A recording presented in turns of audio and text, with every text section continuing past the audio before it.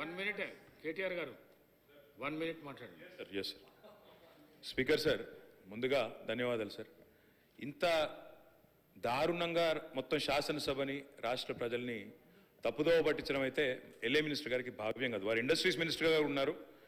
ఇక్కడ క్లియర్గా ఉంది సార్, వాళ్ళు ఇచ్చిన జీవోని మేము చెప్తుంది కాదు, చాలా క్రిస్టల్ క్లియర్గా జీఓఎంఎస్ నెంబర్ 54 సార్. ఇందులో ఏం రాసినారో ఒకసారి నేను చదువుతాను సార్.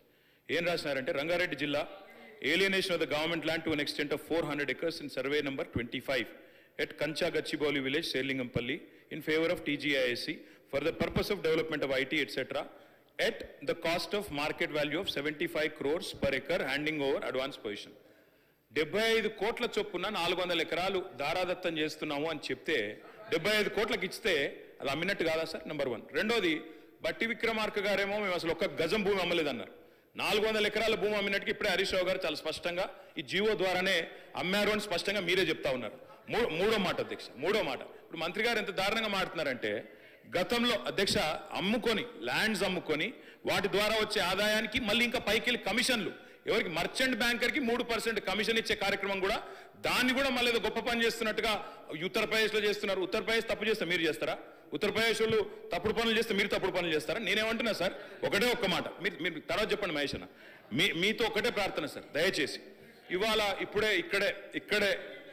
చెప్తా ఉన్నారు నాకు మిత్రులు వచ్చి, మా ఎమ్మెల్యేలు చెప్తా ఉన్నారు, నేను తమరిని రిక్వెస్ట్ చేస్తా ఉన్నా సార్, తమరిని రిక్వెస్ట్ చేస్తా ఉన్నా, ఏదో శాసనసభ సమావేశాలు జరుగుతున్న సందర్భంగా నేను మిమ్మల్ని రిక్వెస్ట్ చేస్తా ఉన్నా సార్, ప్రభుత్వాన్ని కూడా కోరుతా ఉన్నా, నిజంగా ఈ ప్రభుత్వానికి చిత్తశుద్ధి ఉంటే, ఈ ప్రభుత్వానికి ఏమైనా ప్రజలకు వాస్తవాలు తెలవాలన్న విషయంలో వారికి ఏమైనా నిజంగానే ధైర్యం ఉంటే, దయచేసి ఈ రేసులో ఏదో కుంభకోణం జరిగిందన్నారు కదా, దాని మీద చర్చ పెట్టండి, మొత్తం సమాధానం చెప్పడానికి నేను సిద్ధంగా ఉన్నానని చెప్పి మీ ద్వారా తెలియజేస్తా ఉన్నా.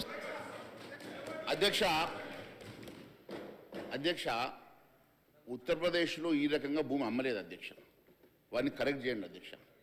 ఉత్తరప్రదేశ్లో మీరు అమ్మినట్లు రోడ్డుని మనం అప్పు తెచ్చి మొత్తం పూర్తి Hyderabad growth corridor limited HGCL నేతృత్వంలో ఈ అద్భుతమైన ఆస్తిని, వేల లక్షల కోట్ల రూపాయల విలువైన ఆస్తిని 6,500 కోట్ల రూపాయల అప్పు తీసుకొచ్చి నిర్మించి అప్పు పూర్తి చేసి డెట్ ఫ్రీ చేసినాం అధ్యక్ష.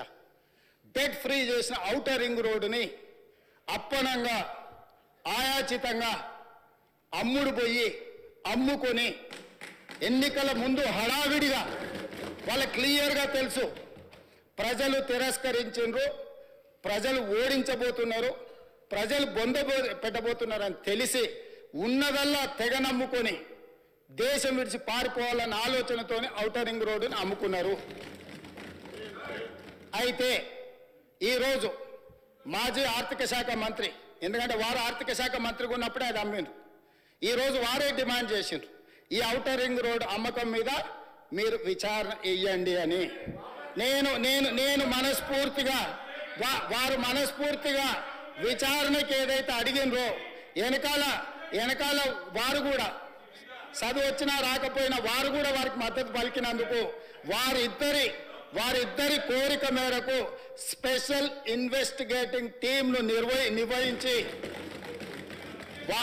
ప్రధాన ప్రతిపక్షం కోరిక మేరకు ఔటర్ రింగ్ రోడ్డు టెండర్కు సంబంధించి ప్రైవేటు సంస్థలకు కట్టబెట్టిన విధానాల మీద ఈ సభ ద్వారా ఈ సభ్యులందరి ఆమోదంతో విచారణకు నేను ఆదేశిస్తున్నా.